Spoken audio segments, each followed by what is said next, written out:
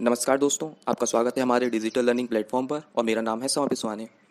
तो आज हम भारतीय दर्शन परंपरा की एक महत्वपूर्ण शाखा वैशेषिक दर्शन, उसकी तत्व मीमांसा में के अंतर्गत एक पदार्थ विचार आता है, उसको हम आज समझेंगे।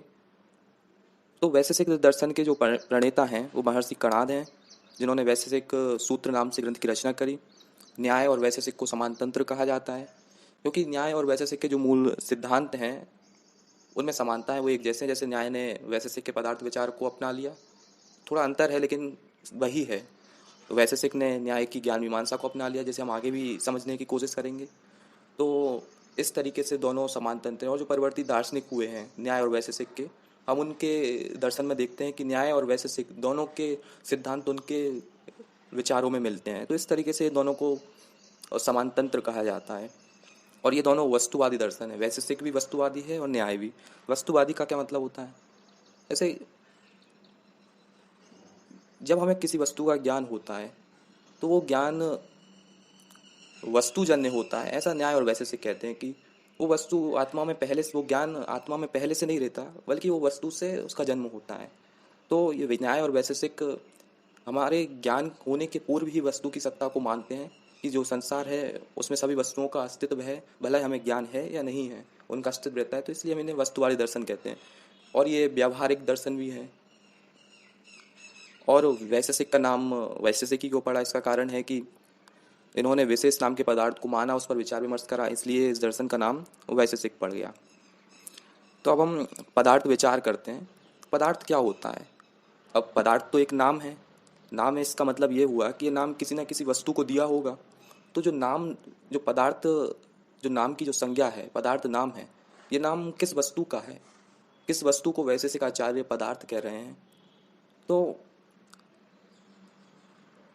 वैशेषिक आचार्य उस वस्तु को पदार्थ कह रहे हैं जो तीन शर्तों पर खड़ा उतरता हो। जैसे पहला है कि उसका अस्तित्व होना चाहिए, जिस भी वस्तु का अस्तित्व है वह पदार्थ है, ये पहला।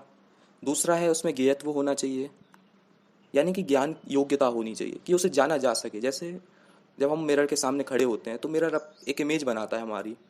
यदि मिरर में डिफेक्ट है तो नहीं बनाएगा, लेकिन यदि डिफेक्ट नहीं है और वो मिरर है तो वो हमारी इमेज बनाएगा। तो ये मिरर के अंदर योग्यता है कि वो हमारी इमेज बना सकता है। यदि मिरर में डिफेक्ट होगा तो उसकी योग्यता खत्म हो जाएगी, तो वो इमेज नहीं बनाएगा। लेकिन जब तक उसके अंदर योग्यता है तो वो इमेज बनाएगा ही बनाएगा। ऐसे ही सभी वस्तुओं में जिनका भी अस्तित्व है उनमें ये योग्यता होती है कि उनका ज्ञान किया जा सकता है, उनको जाना जा सकता है। तो ये दूसरी शर्त हो गई। और तीसरी शर्त है कि अस्तित्व हो गया, ज्ञान योग्यता हो गई, अब उनका वर्णन किया जा सके, उनके बारे में कुछ कहा जा सके, कोई संज्ञा दी जा सके, कोई नाम रखा जा सके, इसे अभिधेय कहते हैं। तो इस तरीके से जो भी वस्तु इन तीन जो लक्षण हैं, तीन जो शर्त है उस पर खड़ी उतरती है, उसे हम पदार्थ कहते हैं। तो इस आधार पर संसार की सभी वस्तुएं पदार्थ हो जाएंगी, क्योंकि संसार के हम आसपास जो भी वस्तुएं देखते हैं सबका अस्तित्व है। तो अस्तित्व का मतलब क्या है? अस्तित्व का मतलब वस्तु की स्वरूप से है, उसका जो स्वयं का जो रूप है, जो बाहर से दिख रहा है वो नहीं, आंतरिक जो रूप है उसे हम अस्तित्व कह रहे हैं। तो संसार की सभी वस्तुओं का अस्तित्व है, और उनके अंदर ज्ञान योग्यता है, ये कैसे निर्धारित होगी? जब कोई वस्तु हमारे सामने आएगी तभी तो हम उस वस्तु को जानेंगे, और तभी पता चलेगा कि उसके अंदर ज्ञान योग्यता है या नहीं, उसको जाना जा सकता है या नहीं। तो इसका निर्धारण अस्तित्व से ही हो जाएगा। यदि यदि जिस भी वस्तु का अस्तित्व है उसके अंदर ज्ञान योग्यता होगी ही होगी। जिस तरीके से यदि एक मिरर है, उसमें कोई डिफेक्ट नहीं है और वो मिरर है, तो वो इमेज बनाएगा ही बनाएगा। ऐसा कभी नहीं होगा कि मिरर आपके सामने है और वो इमेज ना बनाए। यदि उसके अंदर योग्यता है तो वो इमेज बनाएगा, यदि लाइट है तो।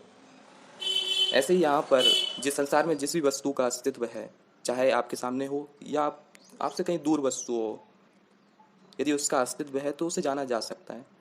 तो पदार्थ के हमने देखा कि पदार्थ के तीन लक्षण हैं, और ये तीन लक्षण सामान्य लक्षण है जो सभी पदार्थों में पाए जाते हैं। संसार की जितनी भी वस्तुएं, सब में तीनों लक्षण पाए जाते हैं। लक्षण क्या होता है? लक्षण होता है कि लक्षण वैसे उस वस्तु के स्वरूप को कहते हैं। लक्षण का काम होता है एक वस्तु को दूसरे वस्तु से अलग करना, या दो वस्तुओं में समानता दिखलाना। इस तरीके से ये लक्षण होता है। तो अब तो संसार की सभी वस्तुएं पदार्थ कहलाएंगी, क्योंकि संसार की सभी वस्तुओं का अस्तित्व है, उनमें गेयत्व है, वे अविदेय हैं, उनको जाना जा सकता है, उनका वर्णन किया जा सकता है। तो अभी हम थोड़ा सा पदार्थ का वर्गीकरण देख लेते हैं।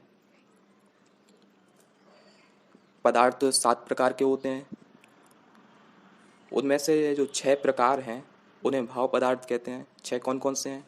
पहला है द्रव्य, दूसरा गुण, तीसरा कर्म, चौथा सामान्य, विशेष, समवाय और सातवां है अभाव। तो 6 भाव पदार्थ हैं और एक अभाव पदार्थ, तो 7 पदार्थ हो गए। 7 प्रकार के पदार्थ होते हैं। भाव पदार्थ का मतलब होता है कि जिनका अस्तित्व, जिनकी सत्ता है, उन्हें भाव पदार्थ कहते हैं। द्रव्य 9 प्रकार के होते हैं, गुण 24 होते हैं, कर्म 5 होते हैं, सामान्य 2 हैं, विशेष अनंत होते हैं, समवाय 1 होते हैं। तो इनको हम आगे एक एक करके इन पर विचार करेंगे। तो ये सब हो गया। हमने ये भी जान लिया कि पदार्थ क्या होता है।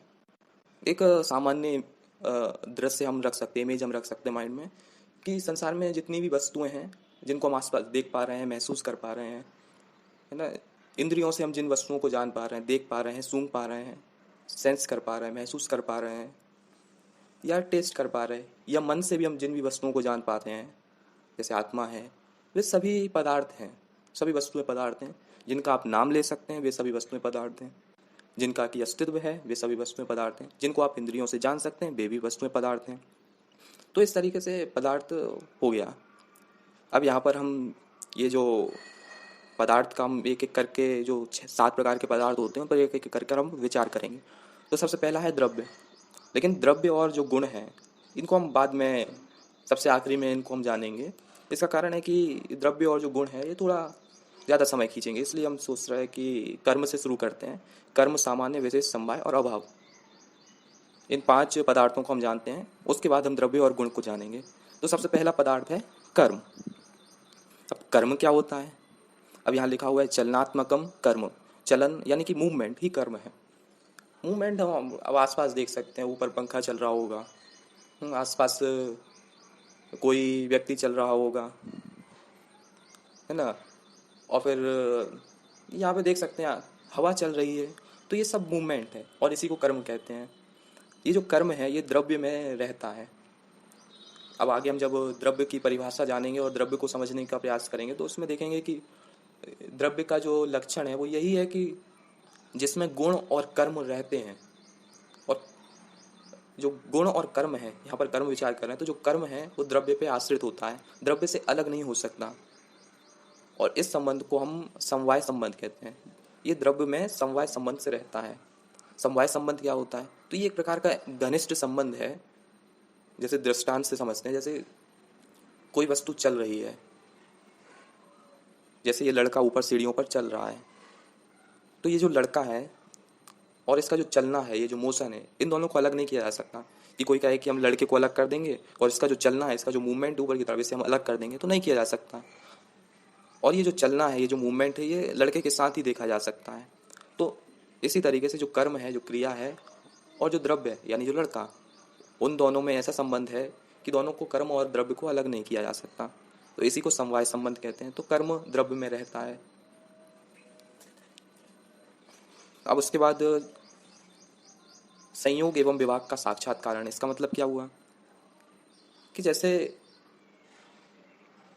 कर्म ही 2 वस्तुओं का संयोग करता है और 2 वस्तुओं का विभाग यानी अलग करता है। अब जैसे क्रिकेट मैच में देखें, उसमें बॉलर बॉलिंग करता है, बॉल जाकर बैट से लग जाती है, तो वहाँ से बॉलर बॉल में मोशन करता है और बैटर बैट में मोशन करता है। दोनों क्रियाएं हो रही हैं, दोनों के कारण बैट और बॉल मिलते हैं, तो ये संयोग हुआ। यानी बैट में कर्म हुआ, बॉल में कर्म हुआ, दोनों के कर्म, दोनों की क्रिया के कारण संयोग हुआ। और चूंकि उसी क्रिया के कारण दोनों का विभाग भी हुआ, दोनों अलग भी हुआ, तो कर्म ही संयोग कराता है, कर्म ही चीज़ों को जोड़ता है और कर्म ही उन्हें अलग कर देता है। इसका हम आसपास एग्जाम्पल देते हैं, जैसे बैट बॉल का लिया, और भी तरह तरह का एग्जाम्पल दे सकते हैं, है ना। उसके बाद फिर है द्रव्य में स्थित विभिन्न परिवर्तनों का कारण है। अब द्रव्य में हम बहुत सारे परिवर्तन देखते हैं। जैसे पास ही में यदि कोई खाना पक रहा होगा, किचन में खाना पक रहा होगा, तो उसकी खुशबू हमें दूर तक आ जाती है। तो ये दूर तक आती है, क्या होता है कि खाने के जो पार्टिकल्स हैं वो गर्म होते हैं, गर्म होकर वो आसपास फैल जाते हैं और फिर आसपास फैलते हैं और फिर वो खुशबू ले जाते हैं। तो इस तरीके से वो भी तो एक कर्म है, क्योंकि पार्टिकल्स में मोशन हो रहा है तो वो भी कर्म है। तो इस तरीके से हम देखते हैं कि हर जगह कर्म है, और द्रव्यों में जितने भी परिवर्तन होते हैं उनका कारण भी कर्म है। रोटी सिकती है, उसका कारण कर्म है। खुशबू आती है, उसका कारण कर्म है। हवा बह रही है, अब हवा बह रही है, उसका कारण भी कर्म ही है। और यहाँ पे इम्पोर्टेंट बात है कि कर्म को द्रव्य से अलग नहीं किया जा सकता, इसको हम अपने अनुभव से भी जान सकते हैं। अब कर्म कितने प्रकार के होते हैं? अब यहाँ पे तो 5 प्रकार के लिखे हुए हैं, लेकिन कर्म अनंत भी हो सकते हैं, बहुत सारे हो सकते हैं। चलना कर्म है, क्रिया है। ऊपर जाना, नीचे आना, दाएं बाएं, ऑसिलेटरी मोशन भी होता है, सर्कुलर मोशन भी होता है, जिगजैग मोशन भी होता है, स्ट्रेट लाइन मोशन भी होता है, ये सब हमने पढ़े हैं। ग्रहों का भी जो मोशन है एलिप्टिकल ऑर्बिट में, इस तरीके से हम देखते हैं कि कई तरीके के मोशन हो सकते हैं।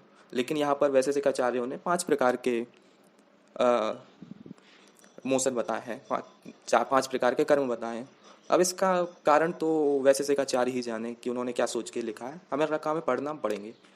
तो पहला है उत्क्षेपण। उत्क्षेपण का मतलब है ऊपर फेंकना। अब ये जो लड़का है सीढ़ियों पे ऊपर चल रहा है, तो ये ऊपर जा रहा है, तो इसी को उत्क्षेपण कहते हैं, ऊपर जाना, ऊपर फेंकना।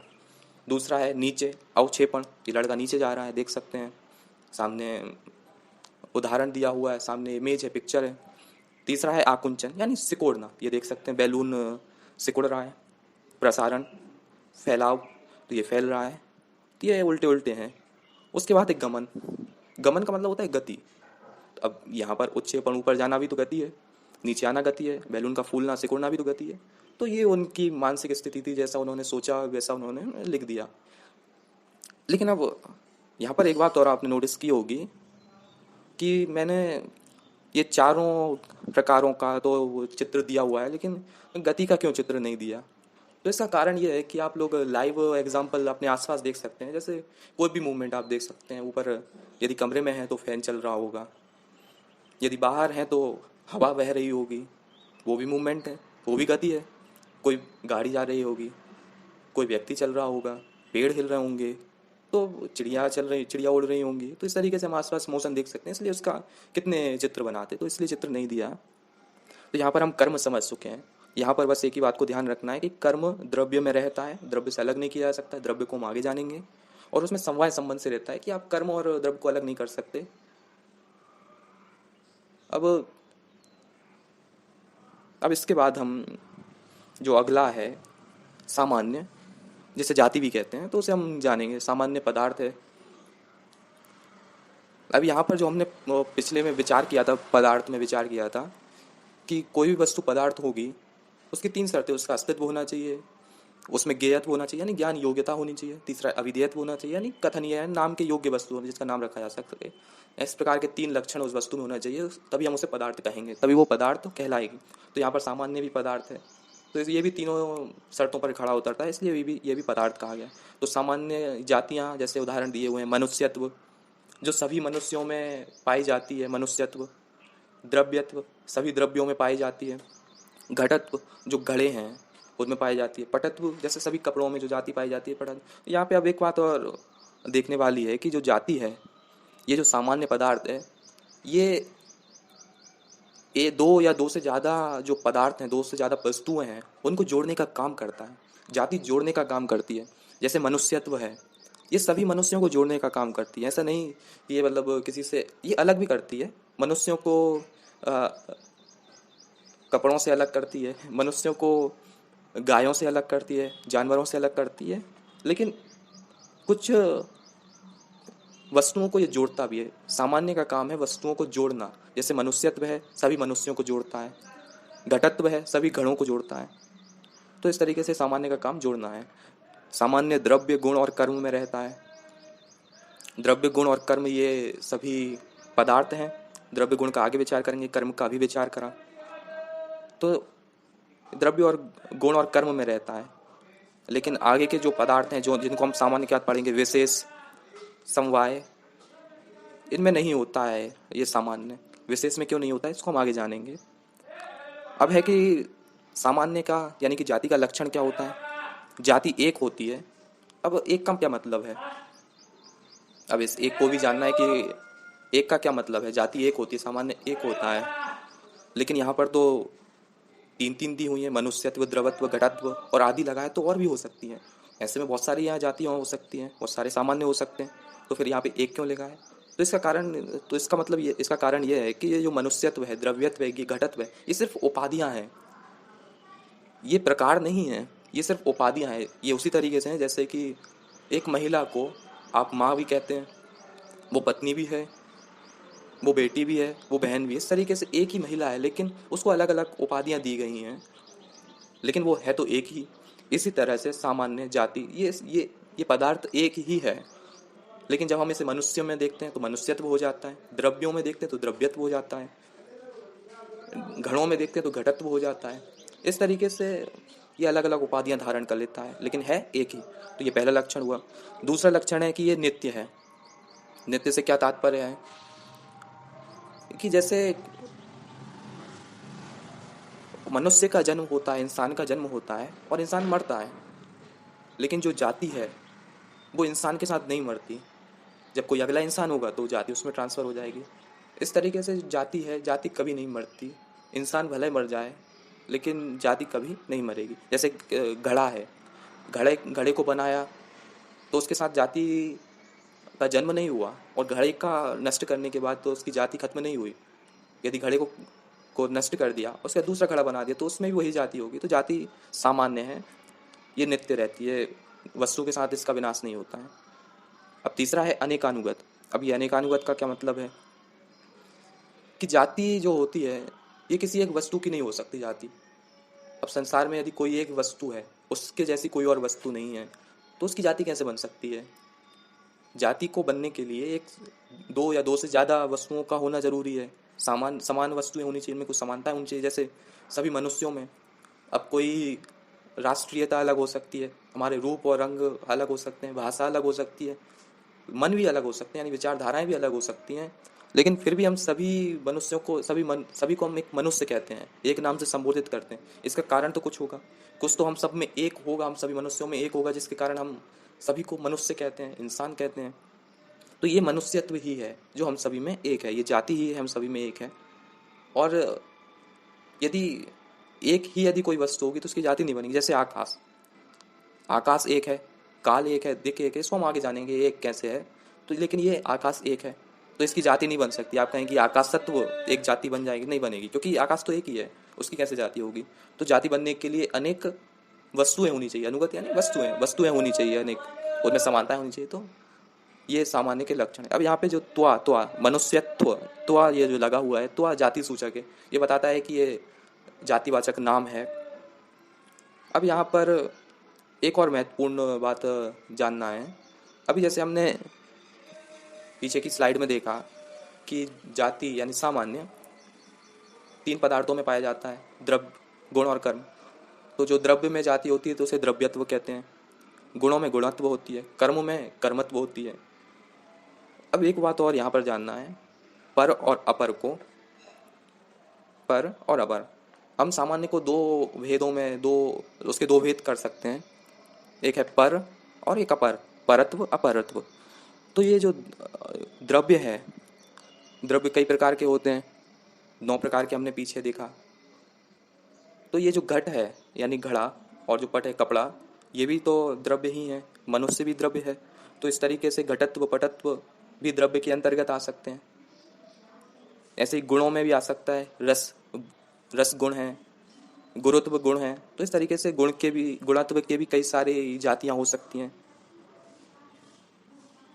और द्रव्यत्व, गुणत्व और कर्मत्व, इन तीनों में भी कोई ना कोई समानता है कि इन तीनों का अस्तित्व है, इन तीनों की सत्ता है। तो तीनों में सत्ता है, ये चीज कॉमन है, इसके कारण इन तीनों की भी एक जाति बन सकती है, सत्ता। इस तरीके से घटत्व पटत्व आदि की एक जाति हो गई द्रव्यत्व। घटत्व और पटत्व में दोनों में एक चीज कॉमन है कि दोनों द्रव्य हैं, इसलिए उनकी द्रव्यत्व जाति हुई। रस और गुरुत्व, रसत्व और गुरुत्व में एक चीज कॉमन है, जिसके कारण एक जाति बन गई उनकी, गुणत्व। तो घटत्व और पटत्व के मुकाबले जो द्रव्यत्व है वो एक बड़ी जाति है, तो इसलिए वह पर है। और द्रव्यत्व गुणत्व के मुकाबले जो घटत्व और पटत्व है वो छोटी जाती है, इसी कारण वो अपर है। इसी तरीके से जो सत्ता है, द्रव्यत्व गुणत्व और कर्मत्व के मुकाबले वह पर है, और सत्ता के मुकाबले जो द्रव्यत्व गुणत्व और कर्मत्व है ये छोटी छोटी जातियाँ हैं, इसलिए ये अपर है।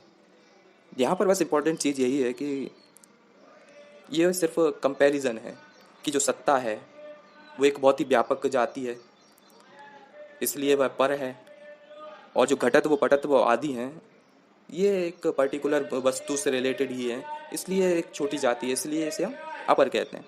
तो यहाँ पे अधिक जानने को दी है, तो अब हम इसको अधिक विचार ना करके विशेष जो नाम का अगला पदार्थ है उस पर विचार करते हैं। विशेष क्या होता है? तो हमने अभी सामान्य में पढ़ा कि सामान्य सिर्फ द्रव्य गुण और कर्म में रहता है, विशेष में नहीं होता है। सामान्य विशेष की कोई जाति नहीं होती है। तो अब इसका कारण क्या है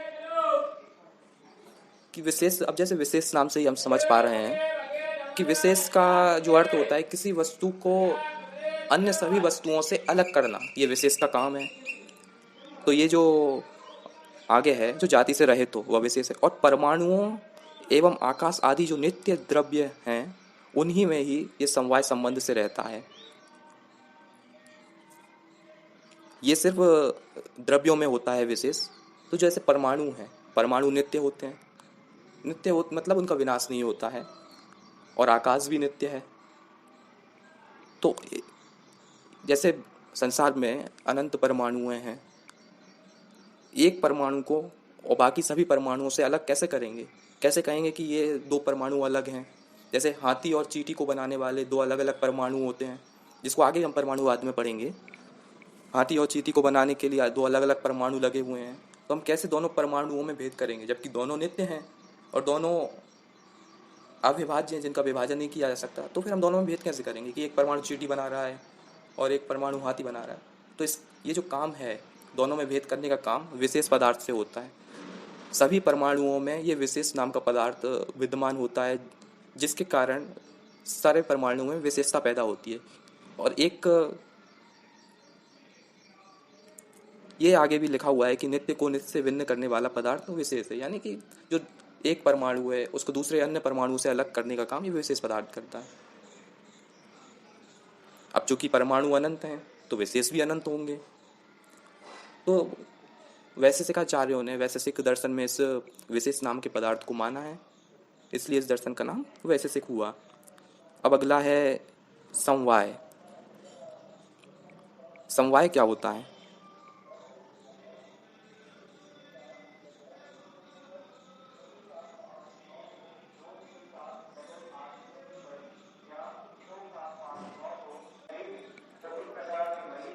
तो हम समवाय को समझेंगे कि समवाय क्या होता है। अभी हमने बहुत इसका कर्म में भी विचार किया कि कर्म द्रव्य में समवाय संबंध से रहता है, और यहाँ पर विशेष की भी बात की। विशेष भी समवाय संबंध से ही रहता है परमाणुओं में। अब हम समवाय पर विचार करते हैं। समवाय क्या होता है? इसको हमने कर्म की स्लाइड में भी जाना कि समवाय, कर्म समवाय संबंध से द्रव्य में रहता है, और अभी विशेष को भी पढ़ा। ये विशेष परमाणुओं में रहता है। परमाणु जो नित्य हैं, नित्य द्रव्य रहते हैं, उनमें ये रहता है। ये नित्य को नित्य से अलग करता है। तो ये विशेष परमाणुओं में समवाय संबंध से रहता है। तो ये समवाय संबंध होता क्या है, इसको देखें। तो यहाँ पर उदाहरण दिए हुए हैं, उन उदाहरणों से समझने की कोशिश करेंगे, लेकिन एक सामान्य परिचय ले लेते हैं कि दो वस्तुओं में, दो पदार्थों में एक घनिष्ठ जो संबंध होता है, एक ऐसा संबंध जिसे आप तोड़ नहीं सकते, जिसे आप अलग नहीं कर सकते, उसे हम समवाय संबंध कहते हैं। जैसे कोई बॉलिंग करता है और फिर वो बैट से बॉल को मारता है, तो जब उस समय जब बैट और बॉल दोनों मिलते हैं, दोनों का संयोग होता है, तो वो एक संयोग ही है, वो समवाय संबंध नहीं है, क्योंकि बॉल फिर अलग हो जाएगी, बैट अलग हो जाएगा। लेकिन दो वस्तुओं का ऐसा संबंध जिसे आप अलग नहीं कर सकते, जैसे कर्म के प्रकरण में पढ़ा कि कर्म को द्रव्य से अलग नहीं कर सकते, किसी वस्तु से उसकी क्रिया को अलग नहीं कर सकते, तो वहां पर वो समवाय संबंध है। तो यहाँ पर उदाहरण से समझेंगे पहला है अव्यय, अवयव और अवयवी। तो अवयव क्या होता है? अवयव का मतलब होता है भाग, पार्ट्स। जैसे कि कोई एरोप्लेन है, एरोप्लेन कई सारे पार्ट्स से मिलकर बना होता है।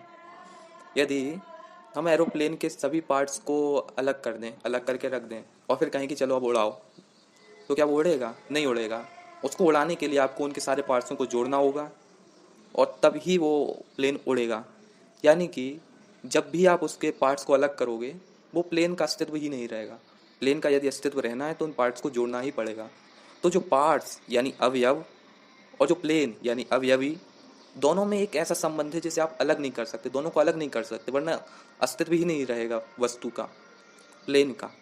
तो इस संबंध को हम समवाय संबंध कहते हैं। और ये जो समवाय है वो एक पदार्थ है, क्योंकि इसका अस्तित्व होता है। हम देखते हैं ऐसा संबंध, और ऐसा हम देखते हैं, ऐसा हम देखते भी हैं कि ऐसा संबंध पाया जाता है, इसलिए इसका अस्तित्व है। और चूंकि मैं इसका वर्णन कर पा रहा हूँ, इसलिए ये अभिधेय भी है। और अभिधेय इसका वर्णन तभी हो सकता है जब इसका ज्ञान हो सकता है, यानी सभी शर्तों पर खड़ा उतरता है, इसलिए हम इसे पदार्थ कह रहे हैं, समवाय को। अब ये जो समवाय है वह, अब एक दूसरा उदाहरण भी देख सकते हैं, अवयव, अवयव और अवयवी का।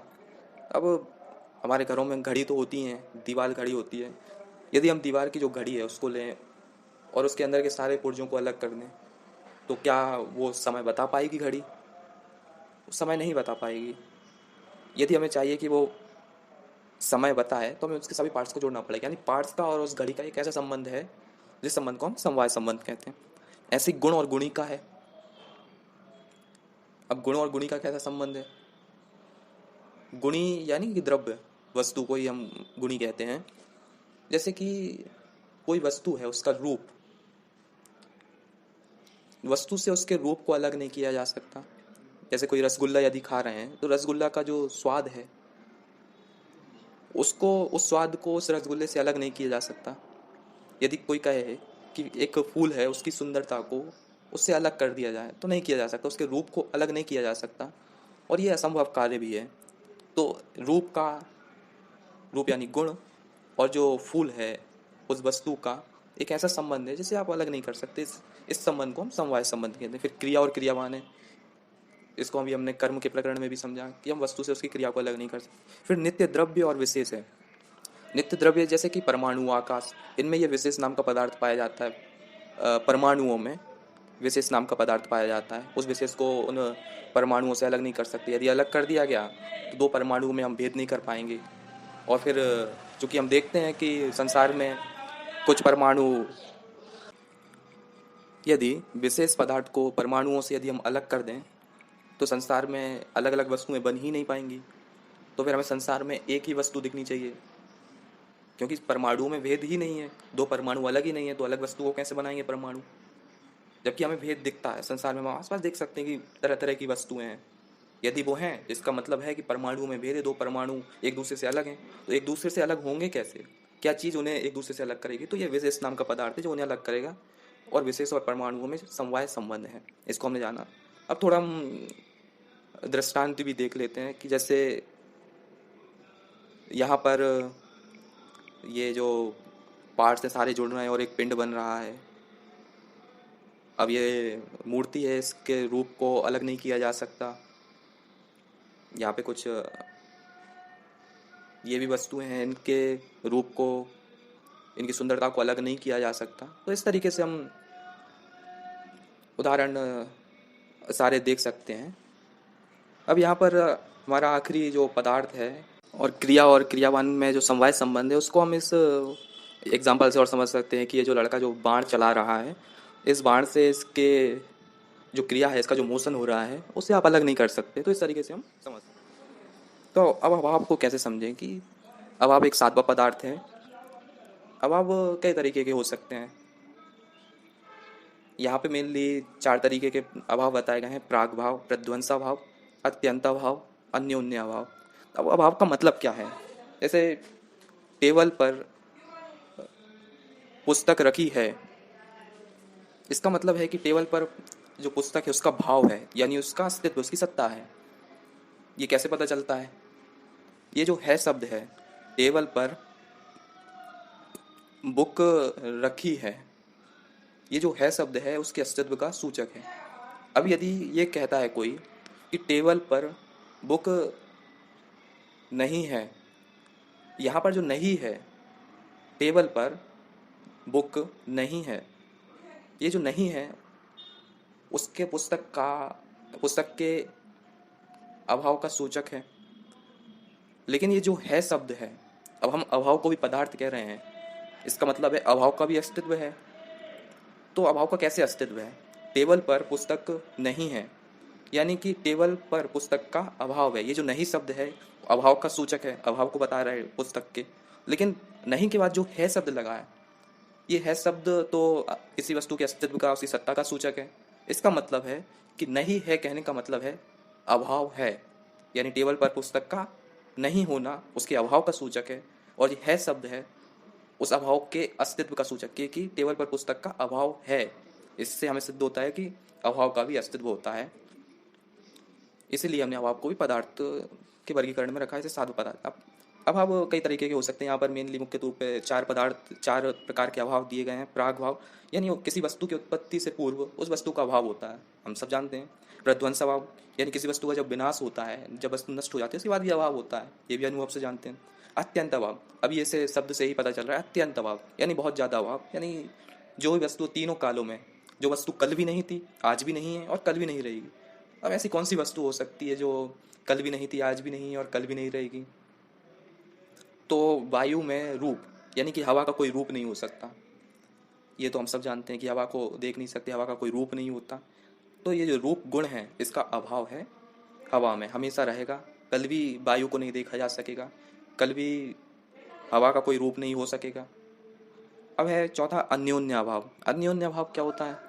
जैसे कि एक जो घड़ा है, घड़ा कपड़ा नहीं है और कपड़ा घड़ा नहीं है, यानी कि जो कपड़ा है वो घड़े का काम नहीं कर सकता।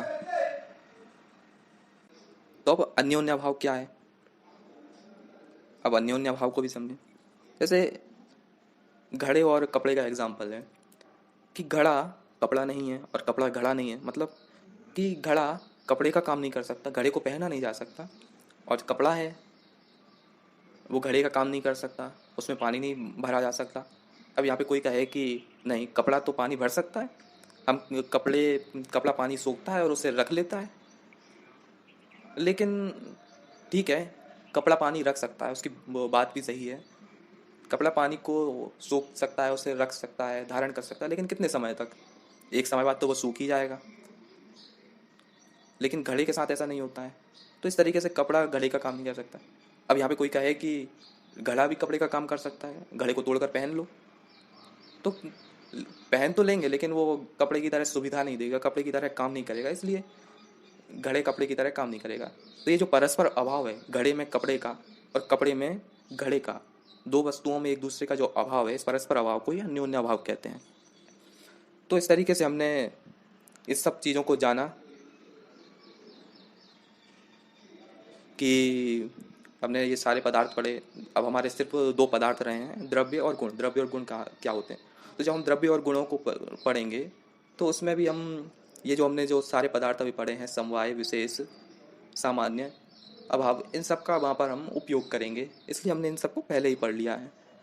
तो एक थोड़ा सा एक संक्षिप्त जो हमने पढ़ा है उस पर बात कर लेते हैं कि पदार्थ क्या होता है। यहाँ पर हमने एक चीज़ देखी कि जो हमने वर्गीकरण किया उसमें आप एक वैज्ञानिकता पाएंगे कि पदार्थ का हमने किस तरीके से वर्गीकरण करा, कि हमने संसार की सभी वस्तुओं को हमें समझना है, वे क्या हैं, उनका स्वभाव क्या है, उनके गुण क्या हैं, उनके लक्षण क्या हैं, इन सबको समझना है। तो हम कैसे समझें? सभी संसार की सभी वस्तुओं को हमने पदार्थ कहा, उसका फिर हमने 7 प्रकारों में वर्गीकरण करा, द्रव्य, गुण, कर्म, सामान्य, विशेष, समवाय, अभाव। तो अब हम क्या करेंगे कि हम संसार की सभी वस्तुओं में किन वस्तुओं को द्रव्य कहेंगे, ये कैसे निर्धारित होगा, किन्हें हम गुण कहेंगे, किन को कर्म कहेंगे, तो ये इसका निर्धारण किस तरीके से होगा? तो इसका निर्धारण होगा कि वस्तुओं में हम समान लक्षण को पाएंगे। हम देखेंगे कि जो सभी द्रव्य होंगे उनमें समान लक्षण होगा। जिस तरीके से हमने पदार्थ में देखा, सभी पदार्थों में समान लक्षण है कि अस्तित्व है, उनमें ज्ञान योग्यता है, वे अविधेय हैं। तो ये तीनों लक्षण सभी वस्तुओं में पाया जाता है, सभी पदार्थों में पाया जाता है, इसलिए हम उसे पदार्थ कहते हैं। ऐसे ही द्रव्य का देखेंगे, गुण का देखेंगे। तो इस तरीके से हमने इसको विस्तार पूर्वक या संक्षिप्त रूप में हमने समझने की कोशिश की कि पदार्थ क्या होता है।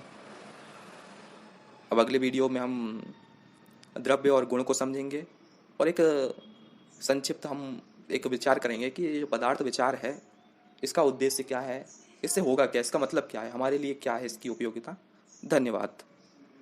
हाँ, और यदि आपको ये सब जो वर्गीकरण है, ये जो सब विचार है, यदि इसमें आपको कुछ त्रुटि लगी हो या कुछ लगा हो कि ये गलत है, तो इसको आप कमेंट कर कर बता सकते हैं।